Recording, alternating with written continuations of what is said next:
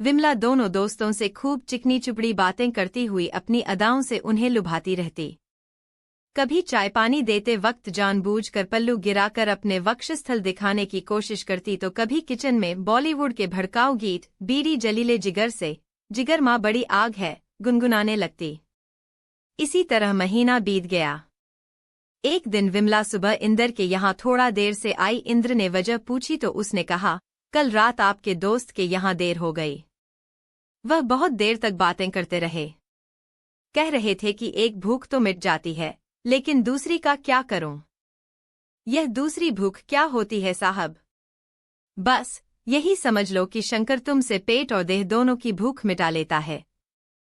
वैसे दूसरी भूख तो सभी को लगती है, मुझे भी लगती है, पर मुझ बूढ़े को कौन पूछता है? क्या सचमुच हम इतने बूढ़े हो गए हैं?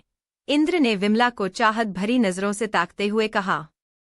नहीं साहब, आपको देखकर तो कोई नहीं कह सकता कि आप रिटायर्ड हैं। रही बात मेरे मर्द की तो उसके शरीर में कहाँ दम है। फिर रात में पी कर आता है और लुढ़क जाता है। 5 साल हो गए, एक औलाद तक नहीं दे पाया। मैं अपना मर्द और एक बेटा छोड़कर इसके साथ शहर आई थी कि यह मुझे उससे ज्यादा खुश रखेगा, लेकिन यह उससे भी बेकार निकला। सचमुच, इंद्र ने विमला को बाहों में भरकर कहा, सोमेन से कुछ मत बताना। चलो कमरे में चलते हैं। इसके बाद जो नहीं होना चाहिए था वह हो गया। इसके 2 दिनों बाद विमला सोमेन के यहाँ दिन में न जाकर रात में गई। सोमेन के पूछने पर उसने कहा, आपके दोस्त के यहाँ आज बहुत काम था, इसलिए देर होने पर वहीं से अपने घर चली गई थी। मर्द भी तो भूखा बैठा था। अच्छा चलो, बुढ़े को दिन भर उपवास करा दिया, जल्दी खाना बनाकर पेट की भूख मिटाओ। बूढ़े हो आपके दुश्मन, आपका तो क्या गठीला बदन है। आपको सिर्फ पेट की ही भूख मिटानी है। क्या मतलब? मतलब क्या? आपने ही तो कहा था कि एक और भूख होती है। फिर मेम साहब ने भी अपने जैसा ख्याल रखने को कहा था। अरे भई, तू तो बड़ी समझदार हो गई है, कहकर सोमेन ने विमला को बाहों में भरकर चूम लिया। उसने भी कोई ऐतराज नहीं किया तो उन्होंने कहा, चलो बेड पर, पेट की भूख की बाद में सोचेंगे। उस दिन विमला सोमेन के साथ भी हमबिस्तर हो गई। रात को जाते समय सोमेन ने कहा, देखो, इस बात की चर्चा इंद्र से भूल कर भी मत करना। बिल्कुल नहीं करूंगी, मैं इतनी बेवकूफ नहीं हूं कि इस तरह की बात किसी से कह दूं, कहकर विमला चली गई। एक दिन विमला ने अपने पति शंकर से कहा, हमारे दोनों साहब आजकल कुछ ज्यादा ही रंगीन मिजाज हो रहे हैं। अगर तुम मेरा साथ दो तो मैं इन दोनों का ठीक से इलाज कर दूं। इसके बाद उसने शंकर से अपनी योजना बता दी। उसने हामी भरते हुए कहा, ऐसा हुआ तो अपने दिन सुधर जाएंगे। इस तरह विमला 2 महीने के अंदर ही दोनों दोस्तों की घरवाली बन गई। उधर दोनों की पत्नियां विमला को फोन करके समझाती रहती थी कि साहब को किसी तरह की तकलीफ न होने पाए। विमला भी उन्हें निश्चिंत रहने को कहती थी। तीसरा महीना होते होते उसने एक दिन सोमेन से कहा, मैंने सावधानी बरतने को कहा था, पर आप माने नहीं। मुझे गर्भ ठहर गया है। इसमें चिंता की क्या बात है? तुम शादीशुदा हो, यह बच्चा शंकर का होगा। उसका कहाँ से होगा? उस नामर्द को तो 5 साल से झेल रही हूं। असली मर्द तो आप मिले हैं। इसमें कोई शक नहीं कि मेरे पेट में आपका ही अंश है। अच्छा चुप रह। यह जिसका भी हो, कहलाएगा तो शंकर का ही। अगर तुम चाहो तो मैं डॉक्टर से कहकर इसे गिरवा दूं। ना बाबा, बड़ी मुश्किल से तो यह दिन देखने को मिला है। आप चिंता न करें, आपका नाम नहीं लूंगी। कुछ दिनों बाद विमला ने अपने गर्भवती होने की बात इंद्र से भी कह दी। उसने भी कहा, घबराती क्यों है, इसका शंकर ही बाप कहलाएगा। विमला ने दोनों दोस्तों को अपने गर्भवती होने की बात बताकर ठगना शुरू कर दिया।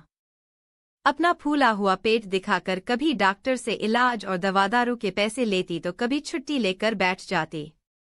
धीरे धीरे उसके पेट का फूलना बढ़ता गया। एक दिन सोमेन ने कहा, जरा पूजा घर की सफाई अच्छे से कर दे। विमला ने कहा, आज बहुत काम है, बाद में कर दूंगी। 1 महीने बाद फिर सोमेन ने पूजा घर साफ करने को कहा तो फिर वही जवाब मिला। सोमेन बेटी की डिलीवरी के समय 1 महीने के लिए अमेरिका चला गया। डिलीवरी के बाद डॉक्टर ने सलाह दी कि बेबी कमजोर है, इसलिए 1 साल तक डे केयर में न देकर उसकी परवरिश घर में ही की जाए। सोमेन ने इंडिया लौटकर इंद्र को बताया कि पत्नी के लौटने में अभी देर है। उधर इंद्र की पत्नी ने कहा था कि मां के पास किसी न किसी का रहना जरूरी है। उसके भाई का लड़का 12वीं कक्षा में है। बोर्ड की परीक्षा के बाद ही उनकी भाभी आकर संभालेंगी। इंद्र भी कुछ दिनों के लिए अपनी सास से मिलने चला गया था। दोनों दोस्तों की पत्नियां बार बार फोन करके विमला को दोनों का ख्याल रखने के लिए कहती रहती थीं। विमला को और क्या चाहिए था? उसकी तो 5 अंगुलियां घी में थीं। विमला ने दोनों की पत्नियों से कहा था, आपको पता होना चाहिए कि मैं उम्मीद से हूं। डिलीवरी के समय कुछ दिनों तक मैं काम पर नहीं आ सकूंगी। तब कोशिश करूंगी कि कोई काम वाली आकर काम कर जाए।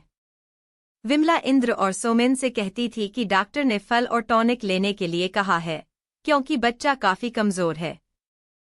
आखिर यह उनका ही तो खून है। भले ही शंकर का कहलाए, लेकिन इसे बढ़िया खाना पीना मिलते रहना चाहिए। डॉक्टर कहते हैं कि पेट चीर कर डिलीवरी होगी, काफी पैसा लगेगा उसमें। इंद्र और सोमेन यही समझ रहे थे कि विमला के पेट में उन्हीं का अंश पल रहा है, इसलिए चुपचाप विमला को बर्दाश्त कर रहे थे।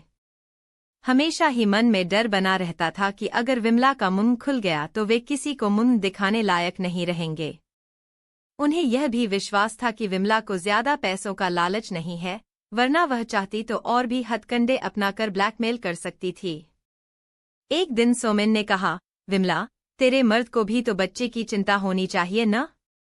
वह नशेड़ी कुछ नहीं करेगा। यह बच्चा आप ही का है, आप चाहे तो चलकर टेस्ट करा लें। नहीं, टेस्ट की कोई जरूरत नहीं है। विमला की डिलीवरी का समय नजदीक आ गया। उसने इंद्र से कहा, डॉक्टर ने कहा है कि ऑपरेशन से बच्चा होगा। काफी खर्च आएगा साहब। हम कहां से इतना पैसा लाएंगे? इसी बहाने विमला ने इंद्र और सोमेन से मोटी रकम वसूली। दोनों से 3 सप्ताह की छुट्टी मांगते हुए उसने कहा कि वे कहें तो वह एक टेम्परेरी कामवाली का इंतजाम कर दे। रिश्ते में उसकी चचिया सास लगती है, पर जरा बूढ़ी है। वह सफाई से भी नहीं रहती, लेकिन उनका काम चल जाएगा।